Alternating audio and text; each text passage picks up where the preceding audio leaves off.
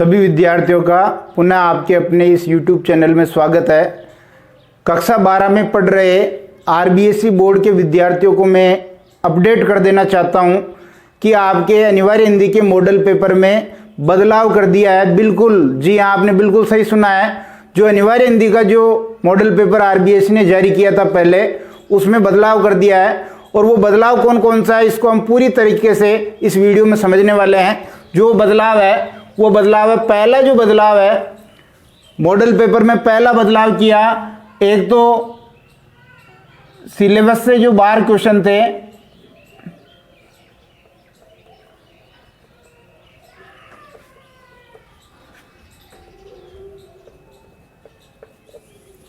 यानी पहले के मॉडल पेपर में जो संतवाणी पार्ट है उसके भी कुछ क्वेश्चन थे और कुछ ऐसे क्वेश्चन थे जो थोड़े अस्पष्ट थे। आउट ऑफ सिलेबस के क्वेश्चनों को हटा दिया गया है। दूसरा देखिए, अपठित पद्यांश नहीं आएगा, इसको हटा दिया है। अपठित पद्यांश नहीं आएगा, इसको हटा दिया गया है। और जो पत्र लेखन है, पत्र लेखन और निबंध लेखन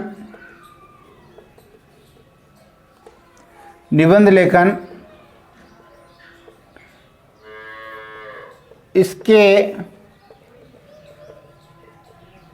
अंक बार को बढ़ाया है।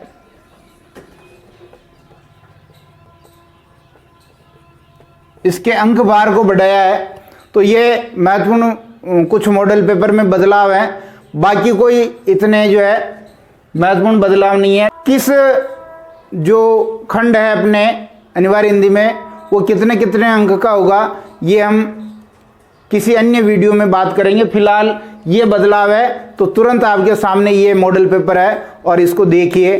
और हल किया हुआ मॉडल पेपर है, आपको आसानी रहेगी तैयारी करने में।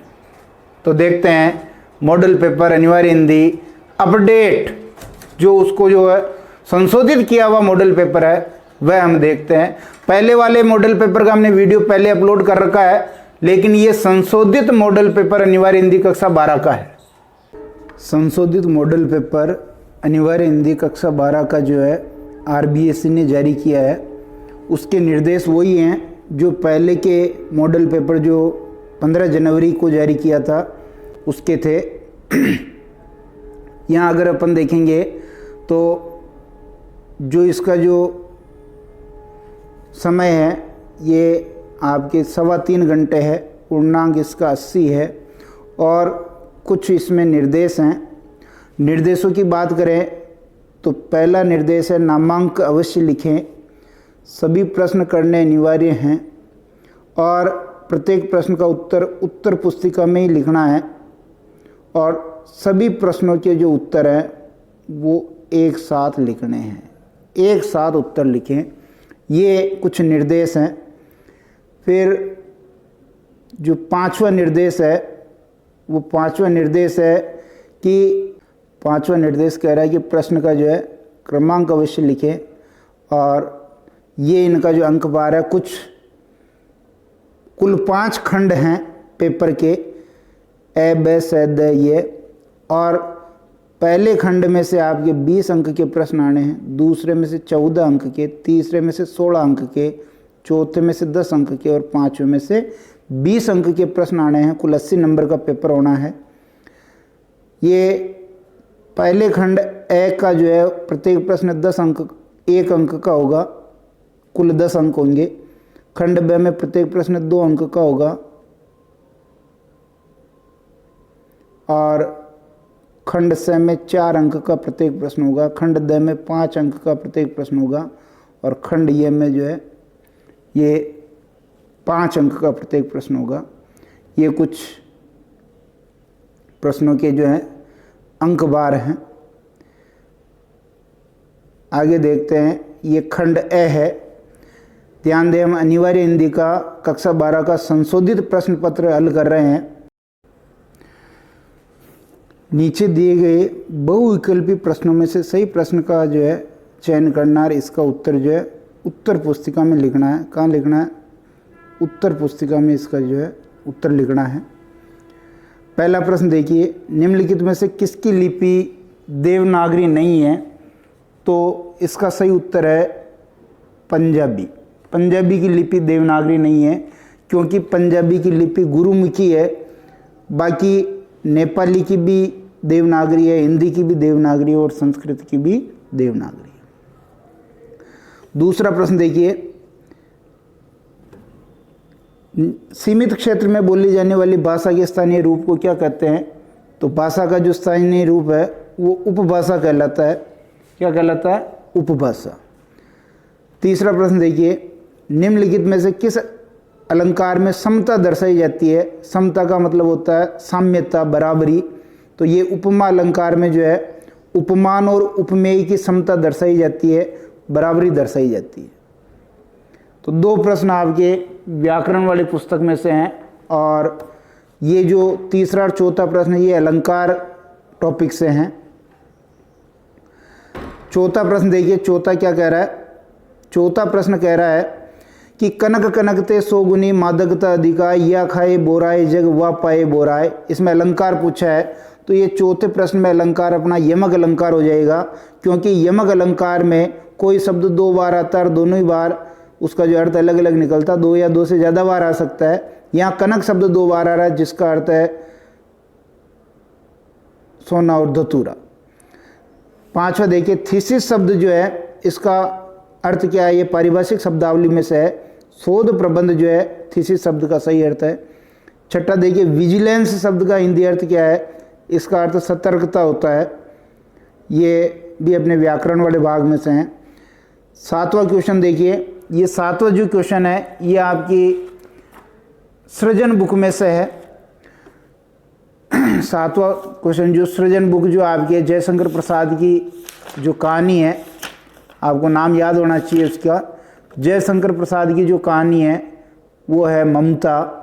उस कहानी का अंश है। चूड़ामणि द्वारा स्वर्णथाल उपहार में प्रस्तुत करने पर ममता ने क्या कहा था? तो उन्होंने ऑप्शन नंबर स का उत्तर कहा था कि स वाला सही है इसमें, कि क्या आपने म्लेच्छ का उत्कोच स्वीकार कर लिया क्या? ये स वाला उत्तर अपना सही है। तो क्या आपने म्लेच्छ का उत्कोच स्वीकार कर लिया था? ये इसका सही उत्तर है। फिर आगे देखिए, यहाँ ये जो आठवां प्रश्न है, आपको पता होना चाहिए कि पुराने मॉडल पेपर में यहाँ तुलसीदास का नाम था, इसको मॉडिफाई कर दिया, इसको चेंज कर दिया, बदल दिया है बोर्ड ने। सूरदास की भक्ति मानी जाती है तो दास्य भाव की भक्ति मानी जाती है। सूरदास की भक्ति दास्य भाव की है। भ्रमर गीत के कुछ चयनित पद लगा के सूरदास के, वहीं से ये प्रश्न दिया है। और जो नौवां प्रश्न है ये आपके संवाद सेतु से। इंटरनेट पत्रकारिता आजकल लोकप्रिय है, क्योंकि तो इसमें दृश्य एवं प्रिंट दोनों माध्यमों का लाभ मिलता है। बिल्कुल सही है। इससे खबरें बहुत तीव्र गति से पहुंच जाती है, ये भी ठीक है। फिर आगे देखिए, स ऑप्शन क्या कह रहा है इसका? स ऑप्शन कह रहा है कि इससे खबरों की पुष्टि तत्काल की जा सकती है, ये भी सही है। तो इसका मतलब ऑप्शन नंबर 4 अपना जो है बिल्कुल सही हो गया। ऑप्शन नंबर 4 बिल्कुल सही उत्तर है। ऑप्शन नंबर 4 को अपन सही कर देंगे। फिर देखिए, जो 10वां प्रश्न है, समाचार के पहले पैराग्राफ यानी मुखड़ा जो है इंट्रो, उसमें 4 प्रकार की जानकारी दी जाती है, वो कौन कौन से हैं? इससे पहले आपको जानकारी होनी चाहिए कि जो समाचार लिखा जाता है ये उल्टा पिरामिड शैली में लिखा जाता है और इसके 3 भाग हैं। पहले भाग को हम इंट्रो कहते हैं, दूसरे भाग को हम बॉडी कहते हैं, तीसरे भाग को हम समापन कहते हैं। तो यहाँ इंट्रो की बात कर रहा है। कुल समाचार लेखन की जो उल्टा पिरामिड शैली है इसमें 6 ककार है। कुल कितने ककार है? 6, जिसमें से 4 ककार इंट्रो में आते हैं। तो ब वाला अपना ऑप्शन नंबर ब बिल्कुल सही है।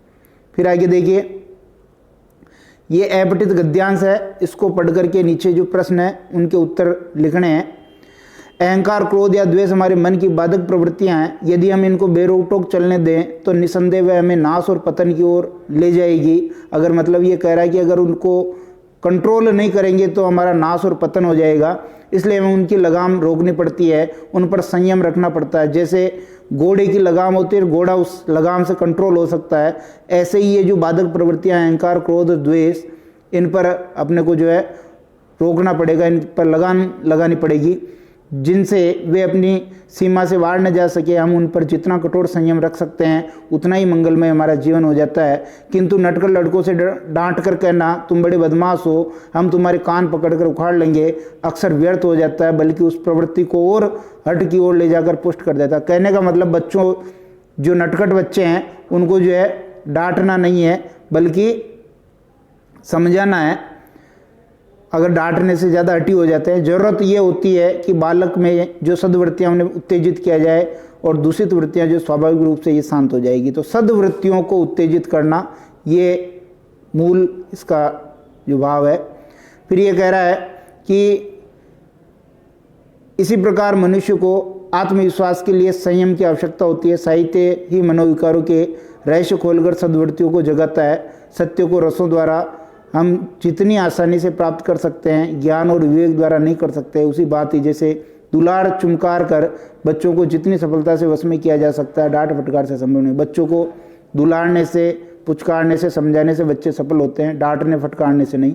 कौन नहीं जानता कि प्रेम से कठोर प्रकृति को नरम किया जा सकता है। साहित्य मस्तिष्क की वस्तु नहीं है, हृदय की वस्तु, क्योंकि साहित्य जो है हृदय को प्रभावित करता है, मस्तिष्क को नहीं करता है। मस्तिष्क को प्रभावित करने का काम ज्ञान करता है।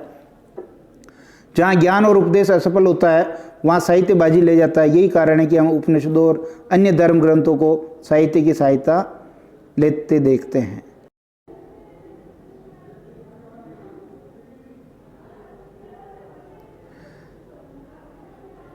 पहला प्रश्न देखेंगे। ये कह रहा है कि हमारे मन की बाधक प्रवृत्तियां कौन सी है। तो हमारे मन की जो बाधक प्रवृत्तियां हैं, अहंकार, क्रोध और द्वेष। अहंकार, क्रोध और द्वेष पहले ये इस गद्यांश का जो पहला प्रश्न है और ये पेपर का दूसरा प्रश्न है, इसकी बाधक प्रवृत्तियां अहंकार, क्रोध या द्वेष। फिर दूसरा प्रश्न देखिए। दूसरा प्रश्न क्या कह रहा है, जो इस गद्यांश का तीसरा प्रश्न है, हमें हमारे मन की बाधक प्रवृत्तियों की लगाम क्यों रोकनी पड़ती है। तो ये बता रखा है कि क्यों रोकनी पड़ती है।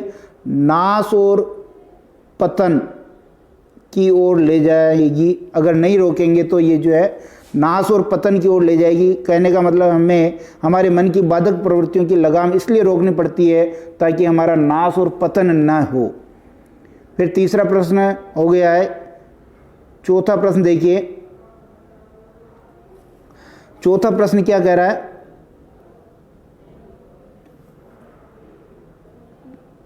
चौथा प्रश्न कह रहा है दूषित वृत्तियों को शांत करने का क्या उपाय बताया गया है। दूषित वृत्तियों को शांत करने का उपाय देखिए, ये यहाँ बता रखा है कि दूषित जो वृत्तियां हैं, सद्वृत्तियों को यदि उत्तेजित किया जाएगा तो दूषित वृत्तियां शांत हो जाएगी। ये देखिए यहाँ पर है, दूषित सद्वृत्तियां हैं उन्हें उत्तेजित किया जाएगा तो दूषित वृत्तियां स्वाभाविक रूप से शांत हो जाएगी। फिर देखिए पांचवा क्वेश्चन, हमारा जीवन मंगलमय कैसे हो सकता है। हमारा जीवन मंगलमय कैसे हो सकता है। तो ये संयम रख करके, कठोर संयम से। अब ये संयम किस पे रखना। ये कठोर संयम रखना बाधक प्रवृत्तियों पर। किस पर रखना, बाधक प्रवृत्तियों पर। यदि हम कठोर संयम रखेंगे, यानी कहने का मतलब अहंकार, क्रोध और द्वेष पर जितना हम संयम रखेंगे उतना हमारा जीवन मंगलमय होगा। छठा प्रश्न देखिए। ये कह रहा है सद्वृत्तियों को किस प्रकार जगाया जा सकता है। सद्वृत्तियों को इसने जगाने की बात की है। तो जो सद्वृत्तियों को जगाने का काम है उसका उत्तर आपको यहाँ मिलेगा कि साहित्य ही मनोविकार के रहस्य खोलकर सद्वृत्तियों को जगाता है।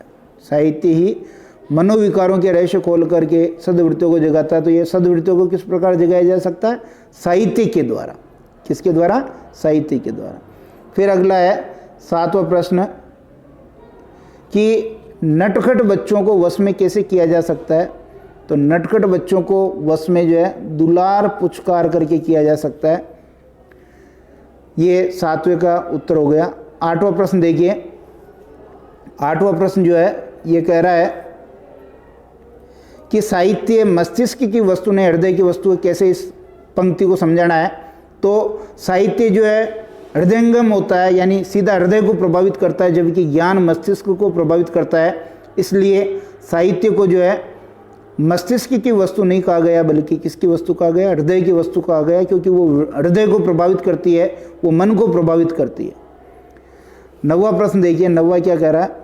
उपनिषदों और अन्य धर्म ग्रंथों द्वारा साहित्य की सहायता लेने का क्या कारण है? तो ये इसका उत्तर यहाँ मिलेगा कि जहाँ ज्ञान और उपदेश असफल हो जाता है वहाँ साहित्य बाजी मार ले जाता है। यानी कहने का मतलब ज्ञान और उपदेश द्वारा जो है वहाँ जब असफलता मिलती है मनुष्य को, तो साहित्य से उसको सफलता मिलती है। और उपनिषद और जो अन्य धार्मिक ग्रंथ हैं ये क्या है? ये साहित्य का ही भाग है। इसलिए ज्ञान और उपदेश जहाँ असफल होता है वहाँ साहित्य सफल हो जाता है, और उपनिषद और अन्य धर्म ग्रंथ भी साहित्य हैं। तो ज्ञान और उपदेश की असफलता की जगह अपने को साहित्य प्रयोग में लेना चाहिए। जो काम ज्ञान और उपदेश से नहीं होगा वो साहित्य से हो जाएगा। फिर आगे देखिए, 10वां प्रश्न रिक्त स्थान का है। ये कह रहा है, ये आपके लिया गया है पीयूष प्रवाह से। किससे लिया गया? पीयूष प्रवाह का ये क्वेश्चन नंबर 10 है, जो रिक्त स्थान है।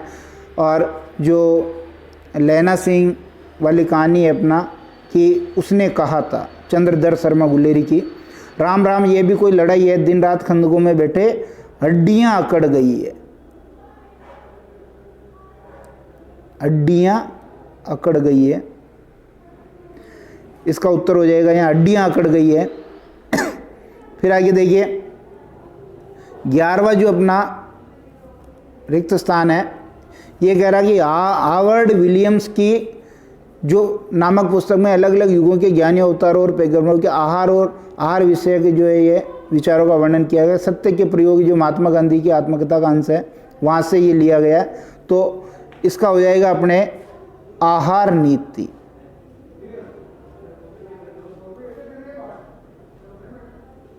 आहार नीति ये इस पुस्तक का नाम है। तो ये अपने जो है वस्तुनिष्ठ प्रश्न हो गए। फिर देखिए खंड ब में आते हैं। खंड ब के ये जो 12, 13, 14, 15 ये 4 क्वेश्चन हैं, ये आपके जो हैं लघुत्रात्मक फर्स्ट हैं, और ये सब लिए गए हैं आपके सृजन गद्य और पद्य से। कहाँ से लिए गए हैं? सृजन गद्य और पद्य से। फिर 16 और 17 नंबर का जो प्रश्न है ये आपका लिया गया है पीयूष प्रवास से। कहाँ से लिया गया? पीयूष प्रवास से लिया गया है। और 18वां जो क्वेश्चन है ये आपके संवाद सेतु से लिया गया है। इस प्रकार ये खंड ब के प्रश्न है। खंड स का देखिए, खंड स में जो प्रश्न है ये खंड स में ये रिपोर्टाज, डायरी लेखन, ये संवाद सेतु से हैं। और 21वां प्रश्न ये आपके वापस आ गया सृजन गद्य पद्य के कवि या लेखक परिचय से। फिर इसके बाद 22वां प्रश्न ये व्यवहारिक लेखन में पत्र लेखन है, पत्र लेखन है। और उसके बाद ये 23वां प्रश्न ये व्याख्या है। 23वां प्रश्न क्या है? ये व्याख्या है। 23वां प्रश्न जो है ये व्याख्या है, सह प्रसंग व्याख्या वाला भाग है, ये व्याख्या है। और ये सृजन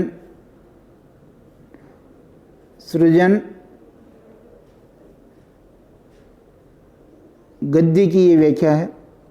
उसके बाद देखेंगे 24वां प्रश्न ये भी व्याख्या है, और ये जो सृजन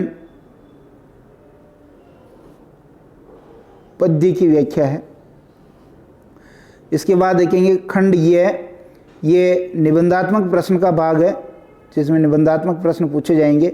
25वां 26वां जो पार्ट है ये आपके सृजन से पूछा जाएगा, गद्य और पद्य में से। और 27वां जो प्रश्न है ये 27वां प्रश्न आपके पूछा जाएगा पीयूष प्रवाह से। पीयूष प्रवाह से ये पूछा जाएगा। और 28वां क्वेश्चन निबंध है, जो आपका व्यवहारिक व्याकरण से लिया गया। इस प्रकार आपके पेपर में कुल 28 प्रश्न होने हैं, और ये 28 प्रश्न होंगे, ये आपके कुल 80 अंक के होंगे। 20 नंबर का आपका 17 अंक होगा।